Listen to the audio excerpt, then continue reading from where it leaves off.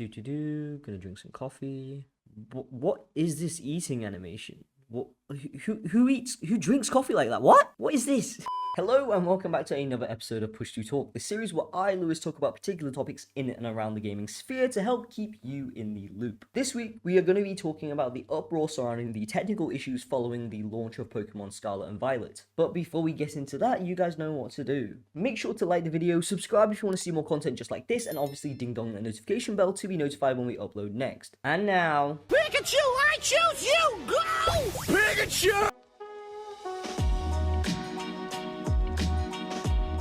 I, like many, grew up playing Pokemon, and after seeing the success of Arceus, knowing that Scarlet and Violet were going to be open world too, I was pretty damn hyped. But boy, this is probably the most technical issue-filled game to ever come from Game Freak. Let's start with the plethora of performance issues. When you're out and about exploring the open world, you may run into a few frame drops here and there, but the main problem comes with when you immerse yourself into the cities of Paldea. Running around certain cities may cause your frame rate to drop significantly, making it seem like you're playing in slow motion, and we don't really want that now, do we? Another thing is just the overall graphics in general. Everything doesn't really render properly, textures just look flat, and NPCs teleport in and out of sight like there's no tomorrow. Now, to be fair, the Switch is 5 years old at this point, and even when it released, it was never really top of the line tech in the first place. But saying that the hardware is holding the game back isn't really a valid excuse, especially when there's games on the Switch like Breath of the Wild, Monster Hunter Rise, and The Witcher 3 just to prove that sentiment wrong. I think this purely comes down to Game Freak just not being 100% familiar with maximizing the Switch's capabilities,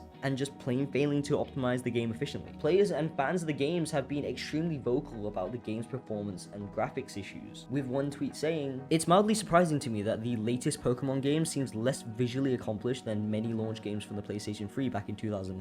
This isn't the fault of the hardware, I think it's fair to say." Here's another saying. Pokemon Scarlet and Violet is visually the ugliest first-party Nintendo Switch game to date, filled with terrible performance issues, bugs, and glitches. It's a wildly disappointing display of the world's largest franchise. Yeah, folks aren't too happy. And don't even get me started on the bugs and glitches, which, to be fair, are pretty damn funny. I think my favorite glitch that I've come across is seeing a player trying to mount his Miraidon, and, well, I just let the video do the talking.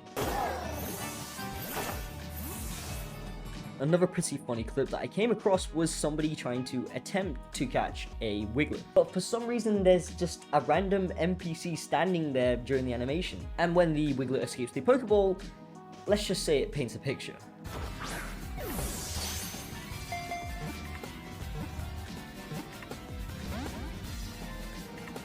But still, amidst this fiasco of glitches and bugs, it came out today that Pokemon Scarlet and Violet combined is Nintendo's biggest launch ever, accumulating 10 million sales in just 72 hours. Now, do I think that players and fans of the games will be dissuaded from purchasing future Pokemon games? No, not really. I thoroughly believe that Scarlet and Violet are just flukes in the system, mainly because Arceus came out so great. In the past, Game Freak have learned from their mistakes, so let's just hope that they do that again. Honestly, I hate to see Game Freak get so much backlash, but it's understandable given how passionate Pokemon fans are. I'm relatively optimistic that the devs will be able to fix this because, well, a lot of these bugs were unheard of in Arceus. God knows what must have happened behind the scenes for things to get so messed up between Arceus and the mainline games. Luckily, in this day and age, it is easy to roll out an optimization update. Long gone are the days where games had to be almost perfect at launch, mainly because they were sold physically and because, well, online patches were very much unheard of. And even if there were any online patches, the internet speeds at that time were about as useful as the picnic feature in Scarlet and Violet. So fingers crossed that we'll get an optimization update soon.